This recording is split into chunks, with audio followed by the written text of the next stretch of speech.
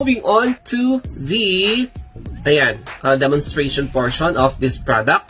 And nakita nyo naman na naghilamos ako, naghugas talaga ako before trying this product. And yes, first of all, mag-wash kayo ng face nyo using your favorite soap or favorite facial wash or any wash na pwede nyong gamitin. Basta for as long as it removes dirt, it removes all impurities sa katawan nyo such as dust, yung mga oiliness, lahat ng mga dirt sa face, neck, or katawan nyo. So, or maligo kayo, basta maalis lang yung mga dirt sa katawan nyo. So, it's time for us to open.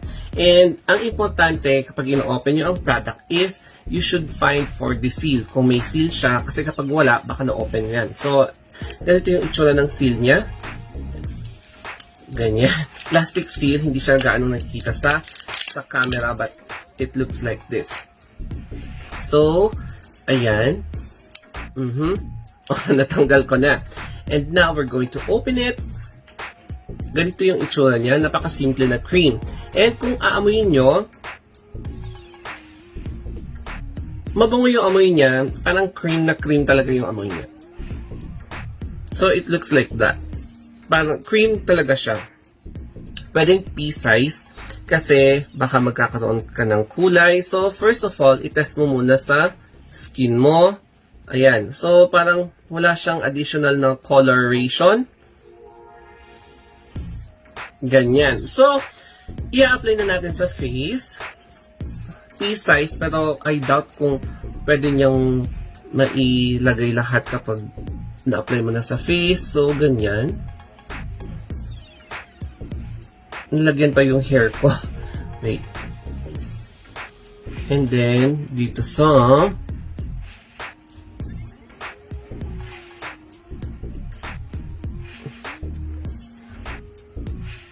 yan. Ganito ako maglagay ng cream. Parang hindi yung masyadong marami. Yung tamang-tama lang na kailangan ng face mo.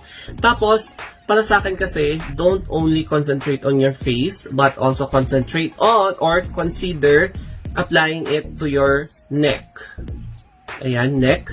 Neck and dito sa part na to. Para hindi siya magiging uneven sa face mo. So, yan ang technique for you to have an even skin tone. Kasi yung iba, naka-over-concentrate lang sila sa muka. Tapos pag titignan mo, yung mukha lang yung namumuti. And then, yung neck and chest, hindi siya puputi. Ayun, ganon. That's why, you also consider other parts of your body na super exposed. Ayan.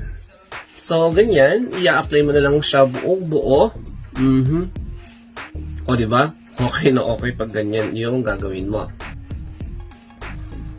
And, so, upon applying this cream, mabango siya.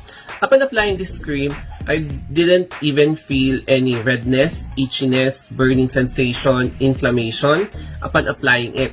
It means hiyang ko tong cream na to, and yes, I really love applying this cream because kasi nung una kong ginamit siya, hindi ako nagkaroon ng breakout. So, yes, I really recommend Uno Magic Cream kasi it really makes a difference. It is really magical. Ayan. So, guys, ang verdict ko for this product is, my final verdict for Magic Cream is 10 over 10.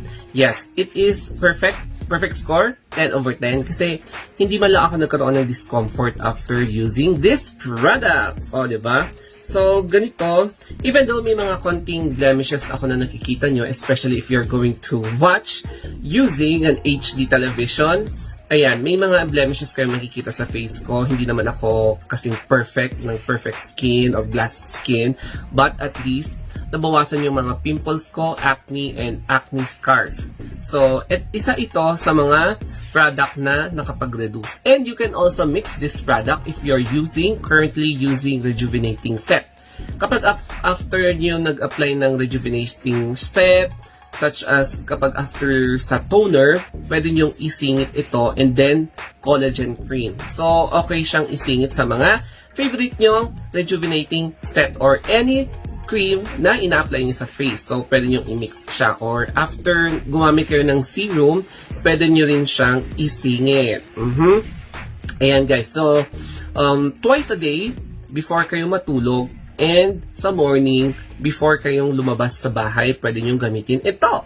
And yes guys, I love using this cream because wala talaga siyang side effect. Wala siyang side effect. As you can see, no hydroquinone and no mercury. Yes, mercury. Kasi harmful siya sa skin and it can really cause side effects kapag mercury. And now, you can really make a difference or pwede mong masabi na effective yung product kapag gustong-gusto mo. Parang as in, paulit-ulit mo siyang ginagamit and then kapag napapansin ng kasama mo na, ay, wow, parang may bago. Yung ganun yung reaction.